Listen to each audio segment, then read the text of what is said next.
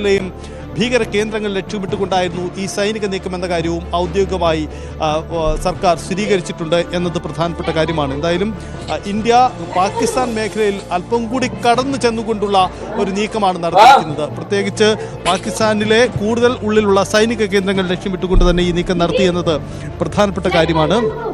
26 പേരുടെ ജീവനുള്ള മറുപടി, പെഹൽഗാമിൽ നഷ്ടപ്പെട്ട 26 പേരുടെ ജീവനുള്ള മറുപടി സൈനിക നീക്കത്തിലൂടെ ഇന്ത്യ നൽകുകയാണ് എന്നതാണ് പ്രധാനപ്പെട്ട കാര്യം. പാകിസ്ഥാനിലെ മിലിറ്ററി ഫെസിലിറ്റീസോ മിലിറ്ററി കേന്ദ്രങ്ങളോ ലക്ഷ്യമിട്ടുകൊണ്ടായിരുന്നില്ല ഇന്ത്യയുടെ നീക്കം എന്നുകൂടി സർക്കാർ പ്രത്യേകം വ്യക്തമാക്കിയിട്ടുണ്ട്. മറിച്ച് അവിടുത്തെ ഭീകര കേന്ദ്രങ്ങൾ ലക്ഷ്യമിട്ടുകൊണ്ട് എന്നതാണ്.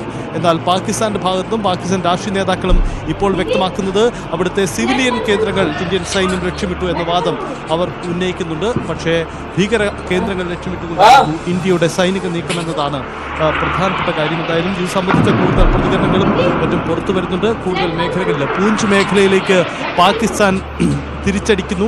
അവിടെ ഷെല്ലാക്രമണം ഉണ്ടായി എന്ന് ചില റിപ്പോർട്ടുകളുണ്ട്. പക്ഷേ ഇന്ത്യ ഇക്കാര്യത്തിൽ ശക്തമായ ചെറുത്തുനിൽപ്പ് ആ മേഖലകളിൽ നടത്തുന്നു. 12 ഭീകരരെ വധിച്ചു എന്ന വിവരം കൂടി പുറത്തു വരുന്നുണ്ട്.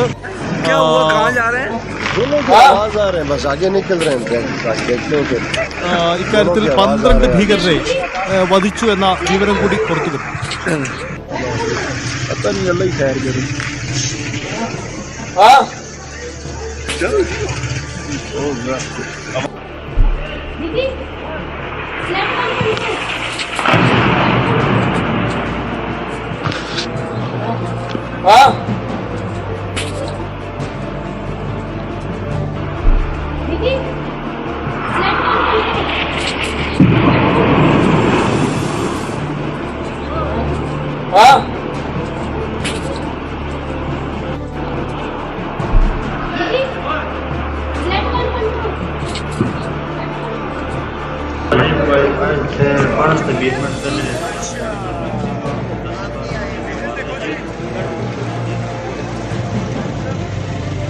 दोनों की आवाज आ रहे हैं, बस आगे निकल रहे हैं।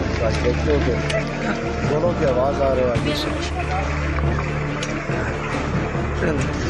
पता नहीं अल्लाह ही खैर करे।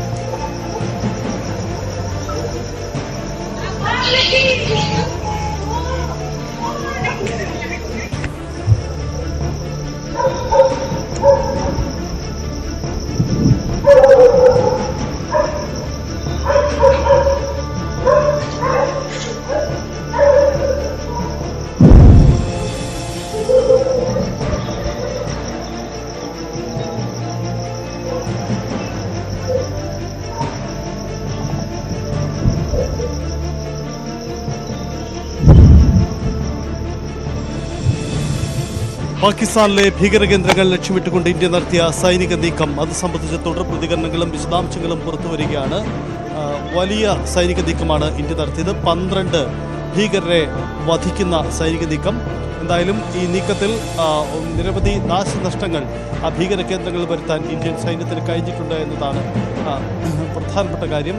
എന്തായാലും പഹൽഗാമിന് ഇന്ത്യ മറുപടി നൽകുന്നു എന്നതാണ് പ്രധാനപ്പെട്ട കാര്യം. തന്ത്രപ്രധാനമായ കൂടിയാലോചനകൾക്കും നീക്കങ്ങൾക്കും ഒടുവിൽ ഇന്ത്യ തിരിച്ചടിക്കുന്നു. പാകിസ്ഥാനിലെ ഭീകര കേന്ദ്രങ്ങൾ ലക്ഷ്യമിട്ടുകൊണ്ട് സൈന്യം നടത്തിയ നീക്കത്തിൽ, ഓപ്പറേഷൻ സിന്ദൂർ എന്ന് പേരിട്ട നീക്കത്തിന് ഒടുവിൽ 10 മണിയോടുകൂടി, രാവിലെ 10 മണിയോടുകൂടി ഔദ്യോഗികമായ ഒരു വിശദീകരണം സർക്കാരിന്റെ ഭാഗത്തുണ്ടാവും. ഇന്ത്യ നടത്തിയ നീക്കം എന്താണ്, നിലവിലെ സാഹചര്യങ്ങൾ, ഇനി നടത്താനുള്ള നീക്കം എന്തൊക്കെയെന്ന സംബന്ധിച്ച വ്യക്തതയുണ്ടാകും.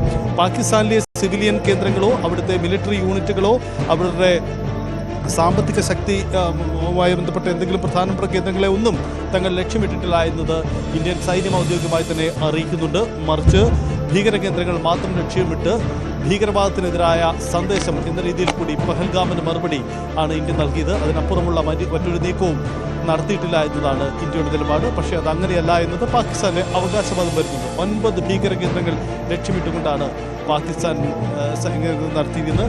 2 പ്രധാനപ്പെട്ട വിമാനത്താവളങ്ങൾ അടച്ചിടുന്നു, അനിശ്ചിതകാലത്തേക്ക് 48 മണിക്കൂറേക്ക് അടച്ചിടുന്നു എന്നതാണ് പാകിസ്ഥാനിലും അറിയിപ്പുണ്ടായിരിക്കുന്നത്. ആ തരത്തിൽ അവരും അവിടെ തയ്യാറെടുപ്പുകൾ നടത്തുന്നു എന്നതാണ് സാഹചര്യം. ഇന്ത്യയുടെ പ്രദേശങ്ങൾക്ക് നേരെയും ചില തിരിച്ചടി ഷെല്ലിംഗ് നടക്കുന്നു എന്ന റിപ്പോർട്ടുകൾ കൂടി വരുന്നുണ്ട്. പക്ഷേ ഇക്കാര്യത്തിൽ കൂടുതൽ സ്ഥിരീകരണം പുറത്തു വരേണ്ടതുണ്ട്. തിരിച്ചടിക്കുന്നു എന്നതാണ് പാക് മീഡിയ അവകാശപ്പെടുന്നത്. എന്തായാലും ഇന്ത്യ നടത്തുന്ന സൈനിക നീക്കം അതിശക്തമായിരുന്നു. നേരത്തെ തന്നെ തയ്യാറെടുത്തുകൊണ്ട് ഭീകര കേന്ദ്രങ്ങളുടെ നീക്കങ്ങളും സാഹചര്യങ്ങളും മനസ്സിലാക്കിക്കൊണ്ടായിരുന്നു ഇന്ത്യയുടെ ഈ നീക്കം എന്നതാണ് ഏറ്റവും പ്രധാനപ്പെട്ട കാര്യം.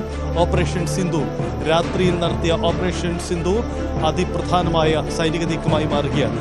കഴിഞ്ഞ കുറേ ദിവസങ്ങളായി രാജ്യ തലസ്ഥാനത്ത് നടന്ന വളരെ പ്രധാനപ്പെട്ട കൂടിയാലോചനകൾക്കും നീക്കങ്ങൾക്കും ഒടുവിലാണ് ഈ തീരുമാനത്തിലേക്ക് എത്തുന്നത്. എന്തുകൊണ്ട് ഇന്ത്യ തിരിച്ചടിക്കുന്നില്ല എന്ന ചോദ്യത്തിന് പിന്നീട് ഇന്ത്യ നൽകുന്ന മറുപടി കൂടിയാണ് ഇത് എന്നതാണ്. അമേരിക്ക അടക്കമുള്ള ലോകരാജ്യങ്ങളുടെ പ്രതികരണം പുറത്തു വരുന്നു.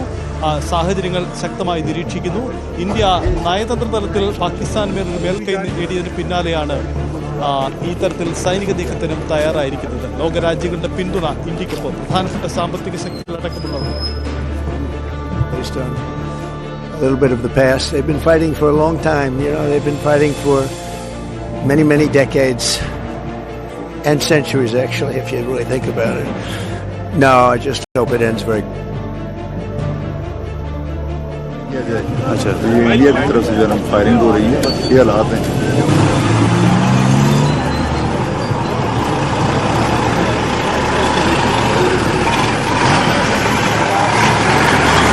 हम समामाटी रात को सोए थे तो 12 बजे शदीद फायरिंग की बात आई. तो हमने देखा तो मस्जिद में ऐलान हो गया, उन्होंने कहा ये एरिया खाली कर दो, महफूज मकाम की तरफ मत धकेलो जाओ. हमने कहा निकल, बच्चे आगे चलेंगे ये